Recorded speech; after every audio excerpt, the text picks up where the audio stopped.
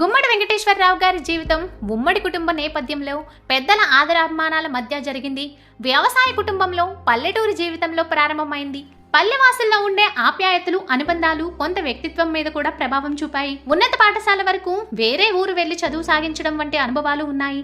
నాటకాల మీద, నటన మీద ఉన్న ఆసక్తి, చలనచిత్రాల మీద ఉన్న వ్యామోహం వలన చదువుకు స్వస్తి చెప్పవలసి వచ్చింది. కమ్యూనిస్టు భావాల ప్రభావితుడు అవడం వలన అతని జీవితం గాడి తప్పగలదని భావించిన తల్లిదండ్రులు పెద్దల సమక్షంలో 17వ ఏటే వివాహం జరిపించడం వలన చిన్న వయసులోనే బాధ్యతలన్నీ మోయవలసిన అవసరం ఏర్పడింది.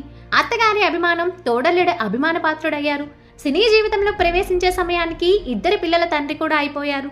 సినీ జీవిత ఆరంభంలోనే ఎన్టీ రామారావు గారి పరిచయం కలిగింది. అలాగే ఎన్టీ రామారావు గారి కుటుంబ సభ్యులతో కూడా సాన్నిహిత్యం ఏర్పడింది. ఎన్టీ రామారావు గారు తన సొంత చిత్రంలో అవకాశం ఇవ్వగానే అతని తండ్రి గుమ్మడికి కుటుంబాన్ని తీసుకురావడం మంచిదని చొరవగా సలహా ఇచ్చారు. అతను సలహాను పాటించి కుటుంబాన్ని మద్రాసుకు తీసుకువచ్చారు. గుమ్మడి వెంకటేశ్వరరావు గారికి 5 కుమార్తెలు, 2 కుమారులు.